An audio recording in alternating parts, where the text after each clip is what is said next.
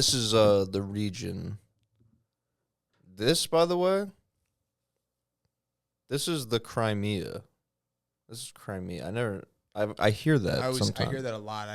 I had no idea where it was. It's this thing jutting out into the Black Sea. I really just thought it was part of Ukraine, or I guess it is part of Ukraine. That's what Russia took, though. Yeah, I always hear about it in regards to I think Russia took that because Russia doesn't have like a good port or some shit on that side or something. I could see that. I've learned a lot of this is about shipping ports. The Jews want Palestine. I was going to say the West Bank's about that, right? And the natural gas resources with the pipelines. Khazaria. Origins and overview. It's whatever that other, I forget what this is, but it's this land between the Black Sea and this sea. It's from, at one time, it was all the way from Kiev to the Crimea to the Caucasus and then to this kingdom over here. That's the Caspian Sea. Thank you. Yeah. I knew it was on this slide, so I wasn't stressing it, but thank you. Nice. So this blue here is the Khazars, and then you can see it in here, and then this is like modern.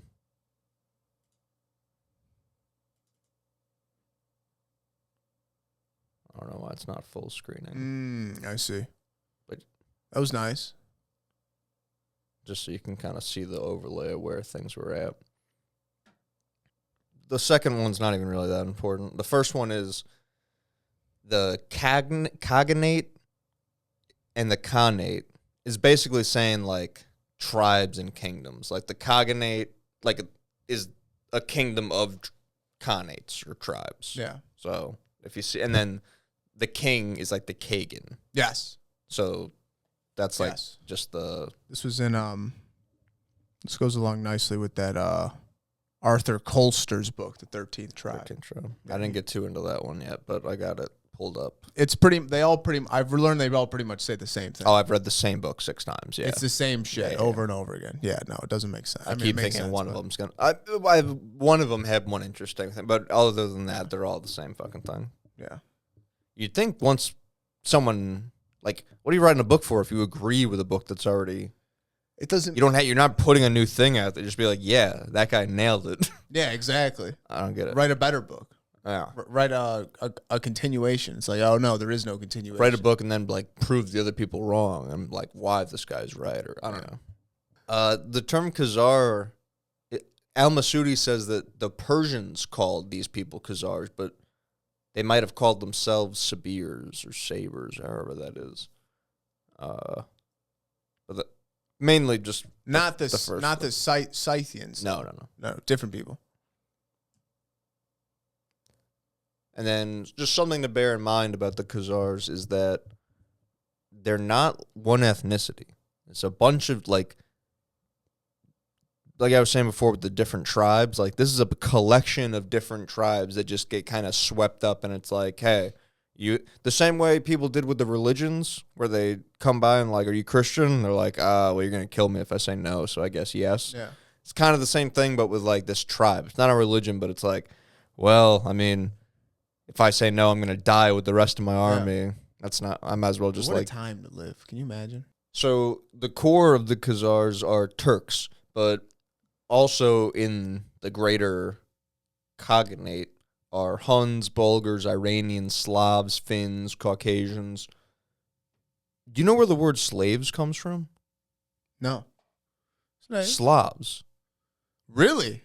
The Arabs had so many Slavic people as slaves that's where the word slaves comes from. So in this one letter that we're about to talk about a bunch, King Joseph claimed that they descended, the Khazarian people descended from Japheth to Gomer to Togarmah's 7th son, Khazar. Togarmah's brother is Ashkenaz. Just throwing that out there. Mm-hmm. And then apparently other Jewish texts kind of corroborate this, and they do see Togarmah as the father of all the Turks, and all his 10 kids represent a different tribe or people. And then just quick little overview of like a timeline. The 400s, I get like 300s, 400s is when the Huns were running stuff. And these are all, like, I'm sure someone in the comments is gonna be like, the Huns were in charge in the 500s too. Varies. It's like, fuck it. There's overlap. Yeah, things fall in one region. It takes a while for them to fall in the region. Yeah. Very brief general overview. Yeah, we're not scholars here. This, we're fucking real people. We're normal people. Okay, so 400s, the Huns. Attila's empire splinters apart and joins other groups, which that's what happens in this era with these Khanates or tribes. One of them grows and takes control, but then when that one falls, it's not like because again, they're all separate. So when the head thing falls, everyone else kind of gets absorbed into whatever the new thing that just killed him was. Yeah. So then it becomes the Sabirs, who is like the main group after the Huns, and then from them come the Khazars. And by like 630, 670 is when they say the Khazarian Khaganate was established. And then apparently this is what, like all of this was what they had in 546, the first giant Turkic Khaganate. And then by 650, just the circle. And this is a mix of people. So you can't even tell what these people look like. No, people have a couple different descriptions, and it's everything. It's all, they have all religions. The main Turkic religion is like paganism. Oh, I think that's on the next slide. So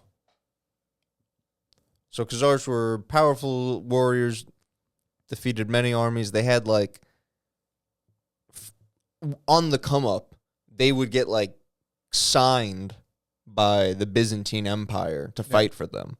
And then once they got to be their own power, I think they didn't do that as much. But on the come up, they would fight for them, and they were like known as being people that like, oh, you want some shit done? Like they'll come in and carve people up for you. Yeah, they're good fighters. Yeah. That's what that one. That's what that 13 tribe book was talking about. They're good on the horse with the bow and arrow. Because they have all these Huns and Mongol people in town, right? And but Byzantine Empire, that's interesting. I remember how we were.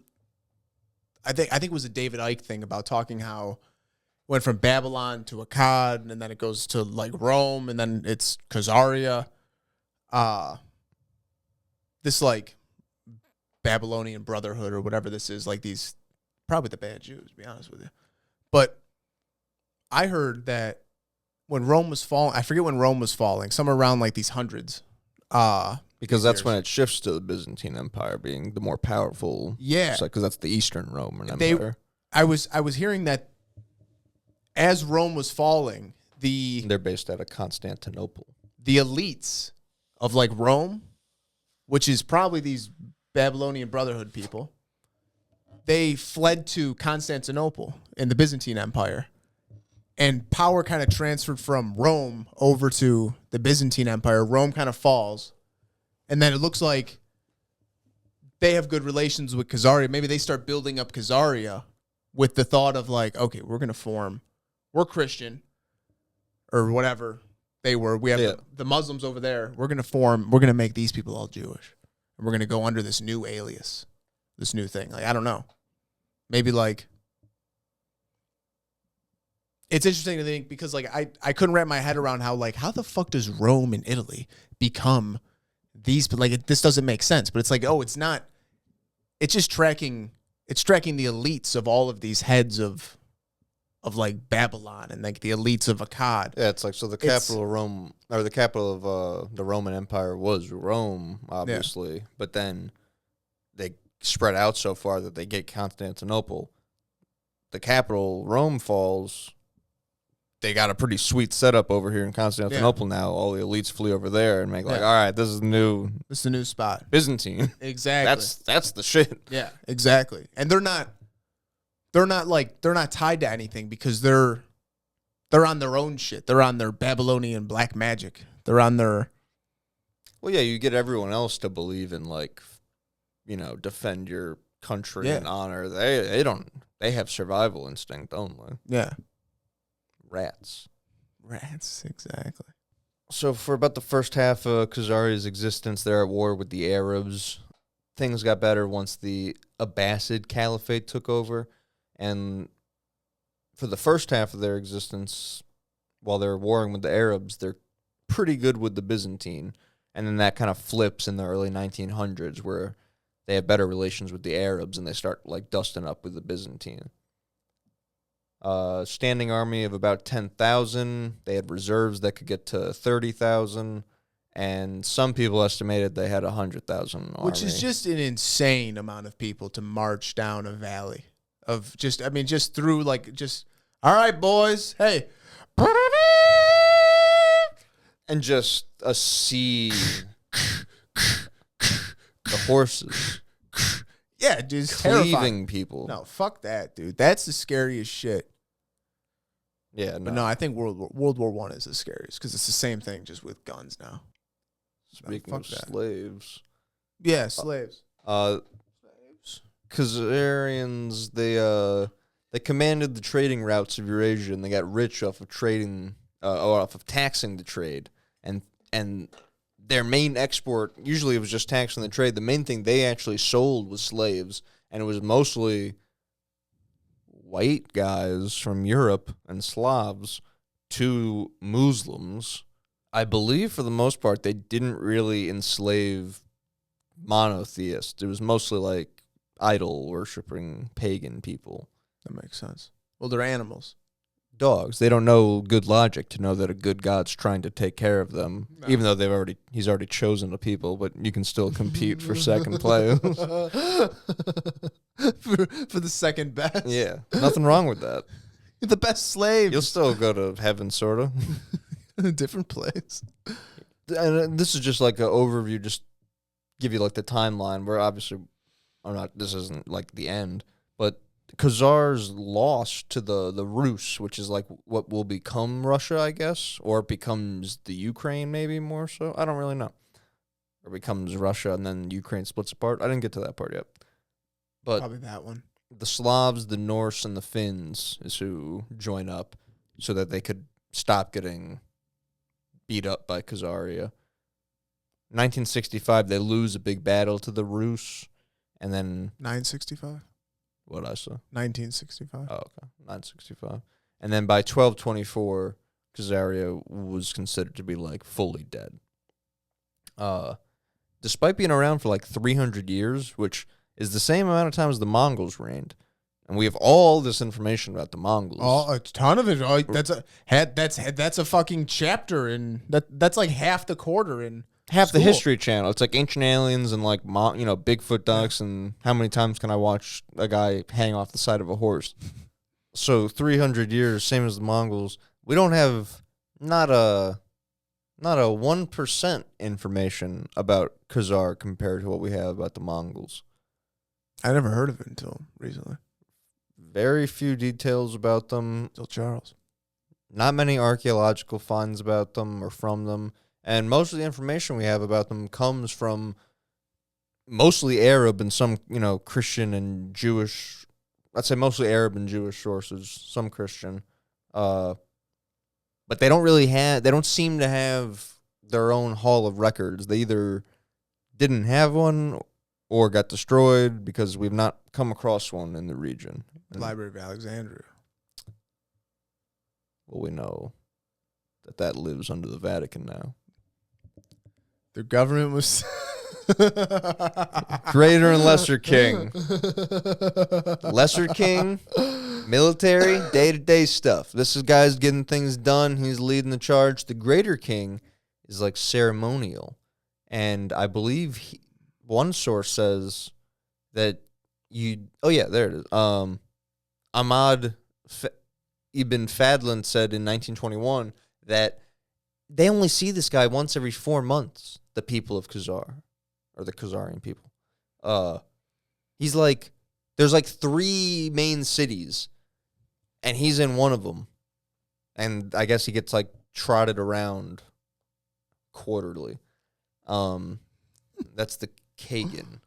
The Lesser King, the Beck, goes to see him every day. So they're like in constant communication, and then he comes out and actually does the stuff. Yeah.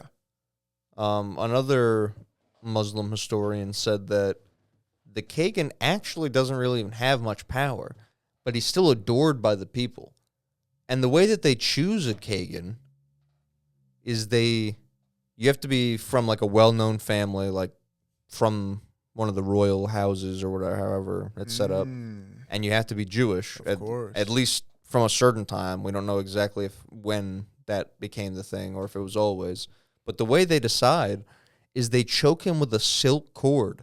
And as soon as he's about to like pass out or whatever, they release him. And the person like will be like, 27. And 27 is like how long you reign for. And or you go, 10. And then you reign for 10 years. And then if you're not dead by then, they kill you. Really? What the fuck is that about? So you say a number? Yeah, they just choke you till you like your brain's scrambled, and then as you're coming to, you're like 23. They're like, he said 23, and this day he shall be dead on this day. Yeah. No later than today, 23 years from now, you shall no longer be living. Prior to Judaism, if there was a prior to Judaism, because that's a contended point, but at the very least, when we're talking about them as tribes leading up to forming the Khazarian Khaganate, this region of Turks and Mongols practiced a polytheistic religion known as Tengrinism. That's where that logo from the front, the first slide, is technically. I think it's a Tengrinism. Tengri. And then that comes from shamanism and animism. That's interesting. And you have to remember, we have those like Siberian shamans that people reference as far as like Amanita muscaria, mushrooms, and shit like that. So I thought there's just an interesting like shaman element, the way Graham Hancock talks about maybe like that being like the way knowledge was passed around, like the certain people that would have survived cataclysms and stuff. And then in this location in between the Caspian Sea and the Black Sea, they're right above the Caucasus Mountains. They kind of control, it's not the Silk Road, but it's a very similar like big trading hub routes, and they control the spot that's right where the Christian and Muslim worlds meet. So, like, by virtue of their location, which they did have to fight tooth and nail for, but they got a hold of this very, important little hub area. So despite the other places being much bigger, they have, like, a very crucial piece. Yeah, that's like a... Have you ever played Risk? They call that choke point. Caliphate's such a cool word. Yeah, it's nice. The Umayyad is the first one when Khazaria comes around, but then for most of their existence, it's the Abbasid. So the Khazar correspondence is what every one of those books is about. And apparently the biggest thing we have about this region, not really a nation, but, Khaganate, as they say, it comes from the Khazar correspondence. Hasdai ibn Shaprut is a Spanish Jew who is the foreign secretary to the Caliphate. Because on that last slide, you can see that the Muslim world, because they have the top of Africa, they actually snag España over there. So I never realized that. I didn't either. I think that's where the Moors probably come from, because they're like North African Spaniard people, I think. Or something like that. Really? I don't know. What country is that upper part of Africa up there? The upper left. At this time, that's called the Maghreb, but the upper left is Morocco and Libya, and there's that little skinny one. Is Africa connected to Spain? And Mauritania. Like, can you go from Spain to Africa? They're not connected. That's the what do they call it? The Pillars of Hercules, or like the Gates of Gibraltar. Oh, that's that little that strait. Yes. It's like, and there used to be the Colossus standing there on both sides. So this dude Hasdai Shaprut is in Spain. Shaprut. Jewish guy working for the Muslim Caliphate. So he finds out from these Constantinople ambassadors that there's a Jewish kingdom called Khazaria. He'd always been curious about if the 10 lost tribes had managed to survive as a Jewish state anywhere, so he thought this might be one and sent a letter to check. King Joseph, who's the ruler at the time, 950s, 960s era, he responds to this like inquiry letter and explains who they are. He tells about how King Bulan, who was the second ruler of Khazaria and was 6 kings prior to Joseph, he tells about how he expelled the wizards and the idolers, which means like the pagans and the polytheists.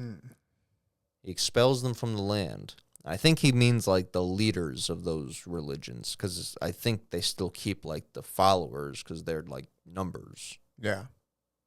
They want to keep the numbers up. It's still warrior people. I think they're just like people talking about it, spreading the word about it. It's like, all right, you people get the fuck out of here. I think that's why wizards is used specifically. It's even like some Jews. Like some Jews are tapped in. Other Jews might not even be. You know what I mean? They talk about how this one Jewish dude is like a really good warrior. And it's like, yeah, he's not who you have to worry about. That's good people. So the Christians and the Muslims, they hear that King Bulan of Khazaria gets rid of the pagans. So they come in with gifts trying to convert them to their religion because this is such a powerful region to control. Yeah. Bulan calls for an Israelite to be president as well to represent the third of that like monotheist type religion. They're all arguing over who's got the best, religion. And eventually he's like, okay, Muslim guy, what do you pick between Christian and Jew? And he goes, well, Jew. It sounds like the setup to a joke. Wouldn't the punchline ain't pretty. Then he asks the Christian guy, what do you pick between a Muslim and a Jew? And they go, oh, well, Jew, because it's like way closer to my stuff. And then I think the Muslims' reasoning was like, they didn't so much prefer Judaism to Christianity. They disliked Christianity because they had the Trinity. They don't like the Trinity. They were like, well, I'd rather pick with the Jews because they're at least really monotheistic, not fake monotheistic Trinity bullshit. It is odd, the Trinity. Yes and no. On the one hand, I feel like they're just being dumb and being different, where it's like clearly they do mean one, but they're like, well, one but three. Yes, the Father, the Son. They really don't go. Oh, that's what that guy was saying about the wound. He was saying that the Holy Spirit like entered him or exited him through that. I don't know. Why couldn't it exit out of the gushing blood in his other orifices? Yeah, what are you talking? Why wouldn't it come out of his mouth? So Bulan's like, all right, well, if both of you guys agree the Jews would be like second best to yours, that kind of like 2 out of 3. Yeah. Like I'll go that route.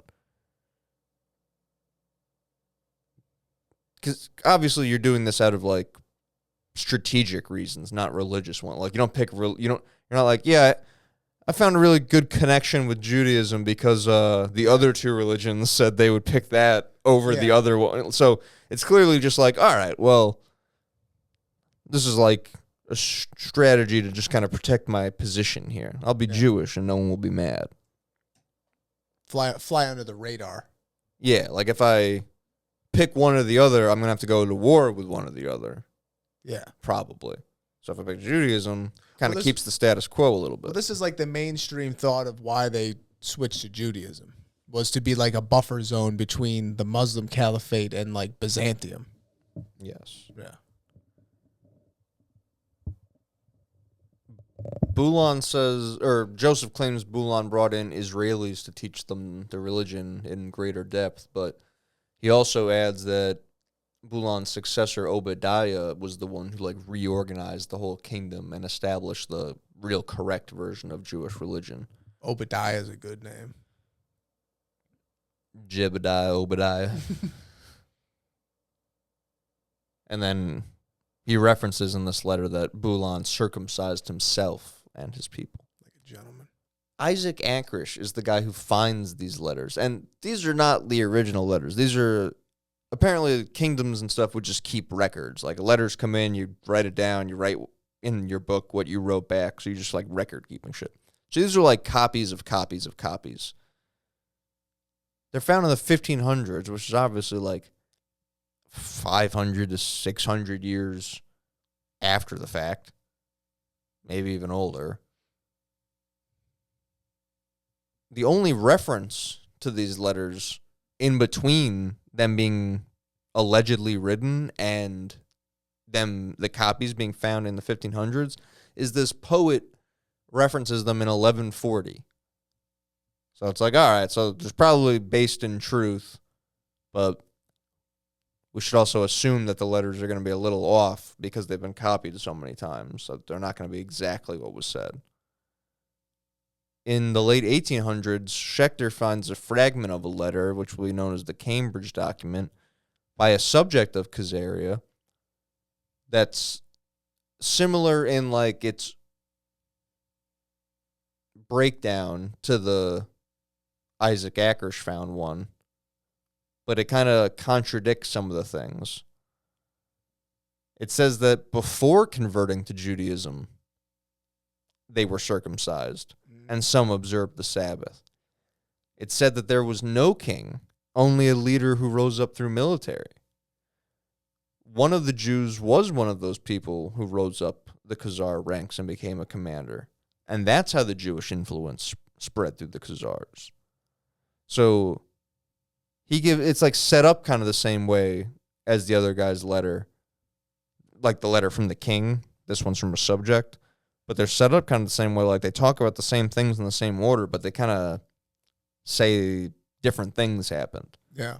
So who knows if that's a different account or if that's two different copies that got copied differently from the same source material. And it's just 600 years later.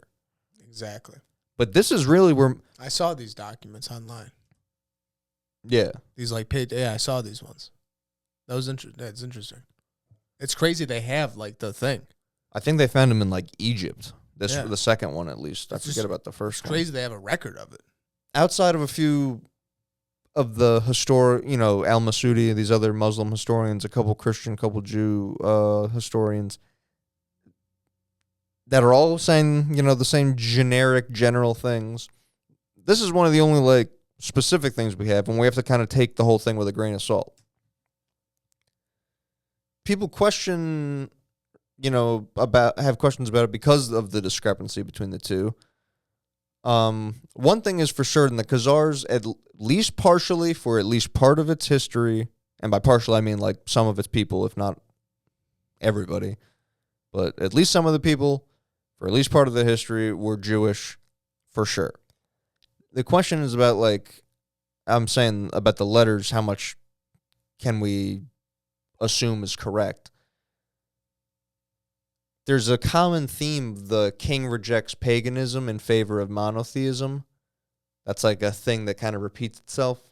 So it's like an easy thing to be like, all right, well, maybe they were just using that motif and they kind of plugged their specific characters of King Joseph in. And then same thing with like Moses when he comes down with the gold bull, and Abraham does it also at some point where they smash the idols. Yeah. He's kind of like putting himself in that. So maybe it's like using other stories and just kind of. It makes sense. Like I said, it's all just kind of grain of salt, things to consider. We don't fucking know.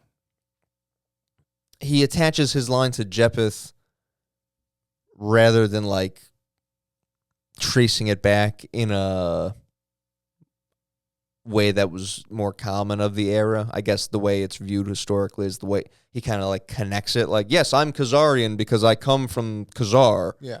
Versus being like, my dad comes from Khazar. Yeah. And then also it's written as if the first one that we went through, it's written as if they're trying to kind of like prove that they're Jewish. Like, oh yeah, we called in the rabbis to like teach us how to do it for real. Like, so don't even. Yeah, we're Jewish. We're definitely not doing it for political purposes. We're Jewish. We care about the Talmud. That's the Torah, the Talmud. Fuck. We're definitely not just hanging on to our region. The Illuminati is entirely just the Talmud, apparently. It's like that's like the background of. I have heard that you have to read. I think that Australian dude I sent you on the tinfoil podcast. I think he says that you have to read like the Torah, the Talmud, and whatever the third thing is. I mean, it's the Midrash or something. Whatever that third thing is. Might be another T word though. The Pentateuch. That's the Torah, right? I think so. The 5 books. I think so. Yeah. But like he says you have to read the 3 of them together, and then they're kind of like, to your point, spelling it out for you. But if you read one at a time, you can just take it like straight up. But when you know how to read the 3 of them, that's when they're like, oh, fuck. This makes sense. That's interesting. So then Joseph also gets some of Khazaria's geography wrong, which is notable for something we're supposed to believe, that the king of his own country gets like, oh, was that river that? Oh, where's my land? Oh, pardon me. Oh, that's right. King Jew of Spain for the Muslims. Bulan expelling the wizards. I love the use of wizards in historical documents. Expelling the wizards. It's plausible he would do this to centralize power under the Khaganate, as people might have been too influenced by the religious leaders. Why he would have expelled the wizards as the leaders. Yes. Like I said, might be trying to compare Bulan to like an Abraham Moses type. By being, what if the wizards are just the elites? These elitist people. I think this is saying more so the elites are kicking out whoever was in charge of the area. I see. Because then, because that's who's like being Jewish. Yes. So I would assume that's the elites versus the Yes. wizards or the pagans who are like just the guys that are like in charge over there. Yes, I see what you're saying. That's the other thing that's fucked up. We keep being like, "Ooh, I wonder what the real," and people are like, "Oh, Jesus is the only one real." It's probably paganism of some kind. Like that's the thing everyone was, and then They snuffed it all out. Somebody, Al Masudi says that the conversion to Judaism happened in the 786 to 809 region, and he's saying this in the 950s, so it's a relatively recent time that he would be commenting about it. Recent to it. Yes. Arab sources say that they range from saying that all of Khazaria were Jews to just saying that the king and the ruling elite were. Multiple sources claim that while the king and the other elites converted, the vast majority of Khazarians were just doing whatever their other either pagan beliefs or if they were like some random Christians or whoever. One of the reasons to get a Khaganate all under one religion is to become an actual nation. The fact that Khazaria failed to do so, meaning to become a real nation, that could be seen as evidence that Judaism did not ever spread to the masses, and it was only isolated to the elites. Because Khazaria only was like a Khaganate of tribes. It was never like a country to say, you know. And with no like, there's no like media or outlet to inform everybody from like these tribes, or they've been doing shit a certain way for probably 1,000 years.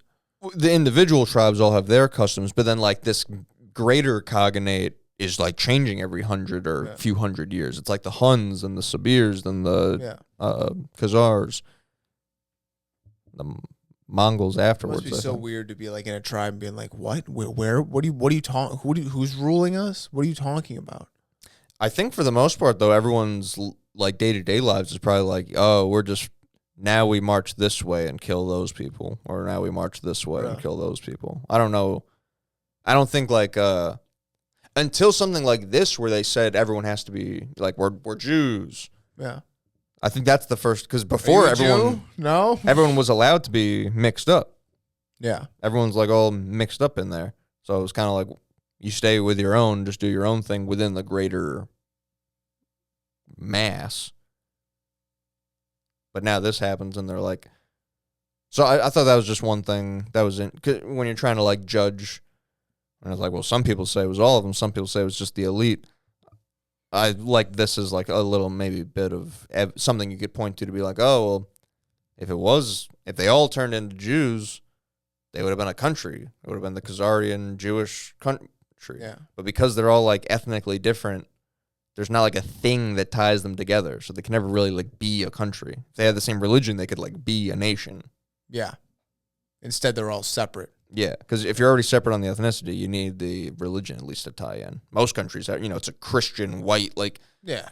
or Anglo, Poland, I guess, at the time, or like something. Arab, Muslim, like it's usually both. So this one, they don't have the ethnicity part down. So if they can't get the religion side down, not going to work. The first melting pot, Khazaria. The first Chicago. The Turkish horde, really. Turkish horde. So just some notes and things to consider about what we're talking about, or things that come up in this research. When you're looking up, Jewish origins in Khazaria, the Star of David symbol pops up a lot. But they have other images of stars that have 5 or 7 points. And there's a circle in the middle, which part of the Star of David, quote unquote, is that there's a hexagon in the middle. Yes. So I understand how, yes, if you glance at it, you go, oh, Star of David, but it's missing the main bit of symbolism that the Star of David represents. And it is much more just a crude picture of a sun. Because if you don't have the hexagram, you don't have the cube in there, and that's the whole thing. This doesn't give you any sacred geometry. This is this way we would draw a sun as a child would draw. You draw a circle and then you draw lines around it. And they didn't care whether it had 5, 6, or 7 points. So don't think it's a Star of David. They did find, in the first initial slide I had, there was that like menorah-looking thing. That's like one of the only Jewish or artifacts at all that they found from there, but that is like a Jewish thing. They found a menorah engraved and a couple other things. Byzantine's future emperor Justinian II, he married a Khazarian princess who would be rebaptized as Theodora. The other link is Emperor Leo III and the Kagan of Khazaria at the time. They arranged for their kids, Constantine V and Tzidzik. They arranged their marriage, and they had Leo the Khazar, who was emperor of the Byzantine for a while. Constantine. So that's one thing where I think that's like the most mainstream Khazar thing. Yeah. Is to get Leo the Khazar as an emperor of Byzantine. Forming their network. Yeah, exactly. That's what it seems like, where it's like they keep. That's why I lean towards it being the ruling elite only. 100%. Yeah. Because it's like, well, we're the only ones that need to be Jews. It doesn't matter because we're the only ones that are going to survive anything. Yeah. So it's like we're going to place, and it's the same game plan they do today, where it's like we're going to place certain people with our agendas in certain power roles. The only thing that I can't figure out, and that's why I need to, obviously I'm not done with the research, but like, there so far is zero, zilch, nothing, nada, connecting. Or I guess there's one thing. I shouldn't have been so adamant about that. There's very little pointing towards them being Jewish. The thing that points to them being like actually Jewish, I'm saying, not I'm Jewish now, but having any amount of Jewish blood from Israel, Judah, that land, is that second letter they found that said that the Jewish guy rose up through the ranks, and once he became leader, he decided that people were going to be, we should all be Jewish. So that's the only plausible thing I can think of where anyone would have any Jewish blood. Al-Nadim in the 900s says the Khazars wrote only in Hebrew. But then again, you think, well, how many people are writing? It's probably only the elites. Yeah. And they only pull the Khagans can only come from the elites. So it's like, well, and what are they writing on? I guess papers around. yeah, but it doesn't seem like they have any records. It's like all their shit's recorded from. I mean, they wrote letters, but they didn't seem to have the same documenting process that like the Caliphate did and the Byzantine did. Or it was just burn that. Very possible, also. But they say that they don't even really see like they don't find like the store. They find like a couple buildings and they're like,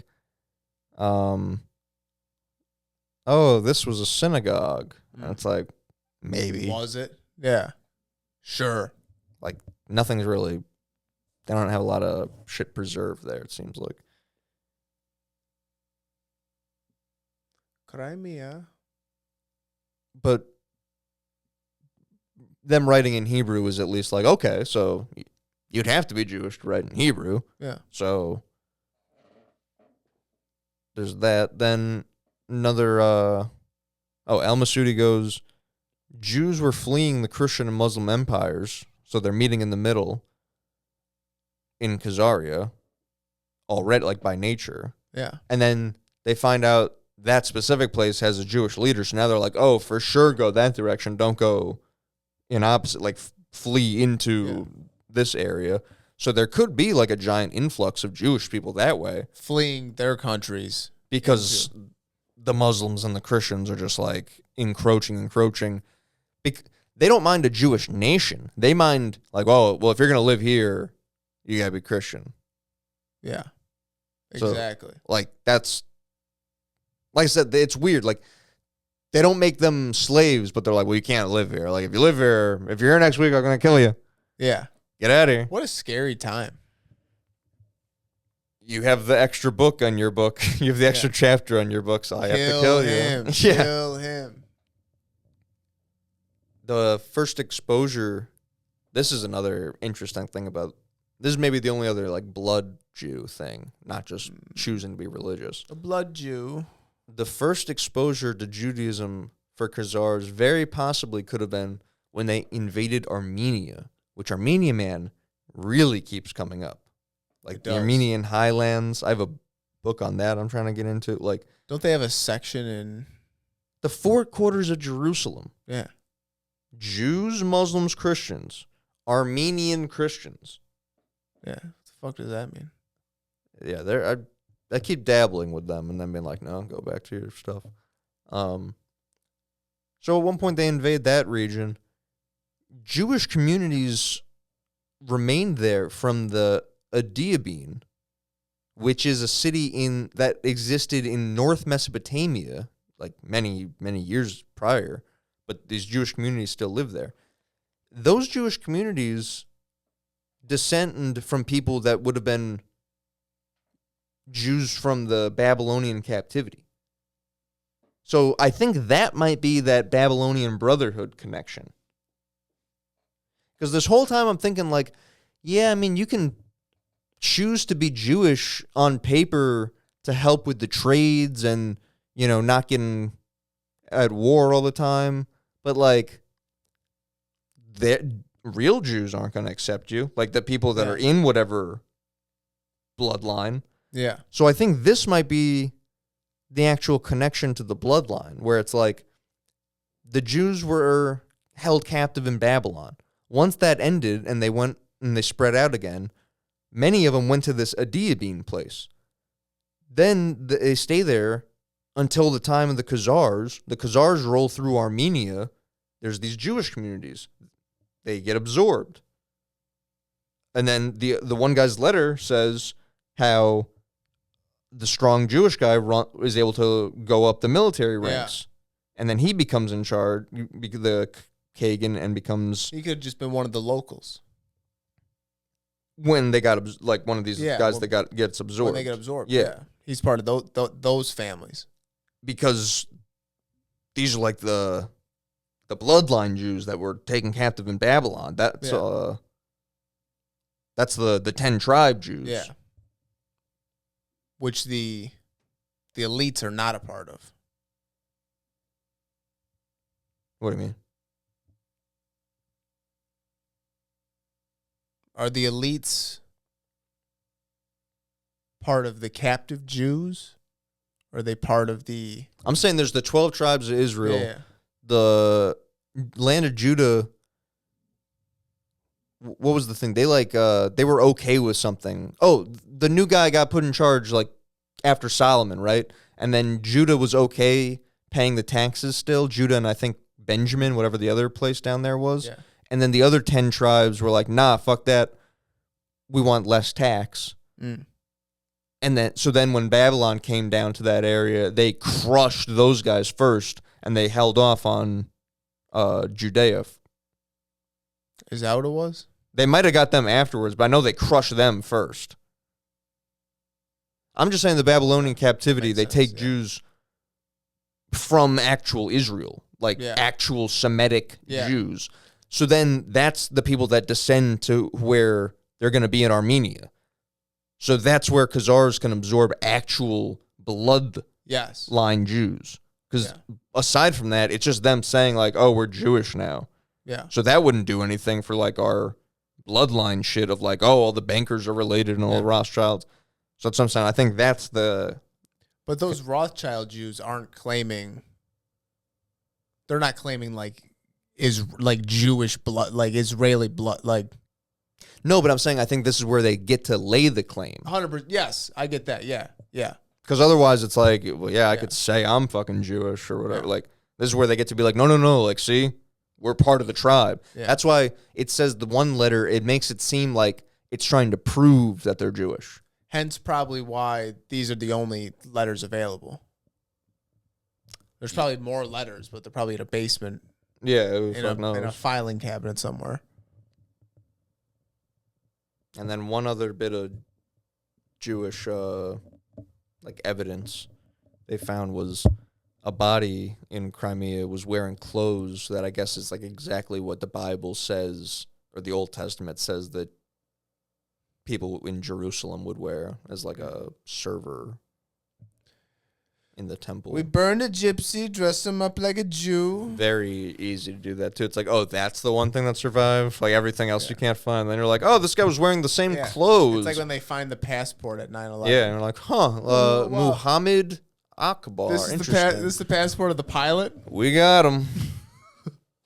Well, good thing that's the end of it.